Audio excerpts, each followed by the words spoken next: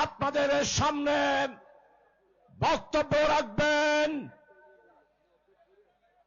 বাংলাদেশ জামাত ইসলামীর আমিরে জামাত, যিনি আজকে বাংলাদেশের রাজনীতিতে বাংলাদেশের সীমানা পার হয়ে এশিয়া তথা বিশ্বের মানবিক নেতা হিসাবে যিনি আজকে জনগণের হৃদয় জয় করেছেন, আজকের সমাবেশের প্রধান অতিথি বাংলাদেশ জামাত ইসলামীর আমিরে জামাত 11 দলীয় ঐক্য জোটের উপকার বাংলার আগামী দিনের আশা আকাঙ্ক্ষার প্রতীক জননেতা ডক্টর শফিকুর রহমান। চলুন একসাথে স্লোগান ধরে নারায়ে তাকবীর, নারায়ে তাকবীর। আমার দেশ তোমার দেশ, আমার দেশ তোমার দেশ,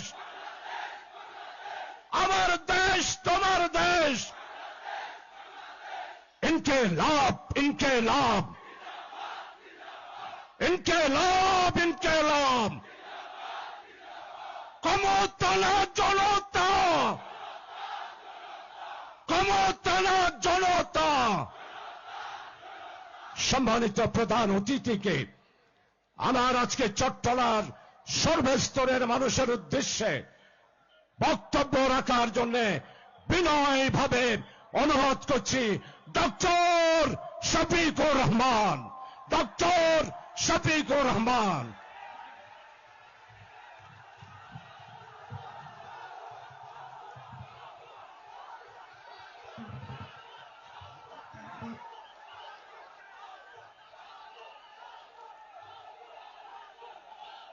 আসসালামু আলাইকুম ওয়া রাহমাতুল্লাহ।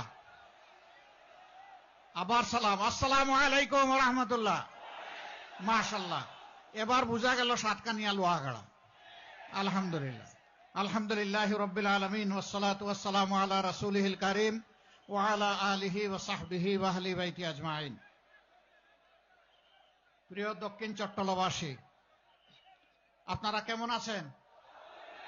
আলহামদুলিল্লাহ, আল্লাহ তাআলার শুকরিয়া যে আমরা মুক্ত বাংলাদেশে মানুষের অধিকারের পক্ষে লড়াই করার সুযোগ পাচ্ছি। আলহামদুলিল্লাহ। 24 না হলে কি 26 পাওয়া যেত? তো 24কে যারা স্বীকার করে তারাই তো 26-এর উত্তরসূরি নাকি?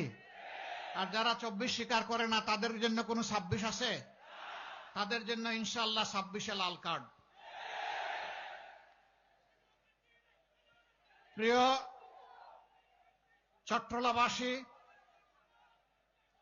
আমার আগে গুরুত্বপূর্ণ বক্তব্য রেখেছেন বর্তমানে বাংলাদেশের রাজনীতির এক চলন্ত ইতিহাস, মুক্তিযুদ্ধের এক জীবন্ত ইতিহাস, ন্যায়ের পক্ষে সোচ্চার এক আপোষহীন রাজনৈতিক নেতা, যিনি কোনো লোভে পড়ে কখনো কোনো অন্যায়ের সাথে আপোষ করেননি। তিনি বক্তব্য রেখেছেন। আমি তাকে সর্বান্তঃকরণে শ্রদ্ধা করি, আল্লাহ তাআলার কাছে দোয়া করি তাদের কল্পনার যে বাংলাদেশটার জন্য তারা যুদ্ধ করার আগে বলেছিলেন উই রিভল্ট, পাকিস্তান বাহিনীকে লাল চোখ দেখিয়ে যারা বলেছিলেন আমরা তোমাদের বিরুদ্ধে বিদ্রোহ করলাম, তিনি যেন তার জীবদ্দশায় তাদের আকাঙ্ক্ষা সেই বাংলাদেশটা জেগে যেতে পারেন। বাংলাদেশ আলহামদুলিল্লাহ আমরা বিশ্বাস করি 12 তারিখ পথ খুঁজে পাবে। বাংলাদেশের মানুষ ইনশাআল্লাহ সিদ্ধান্ত নিতে ভুল করবে না।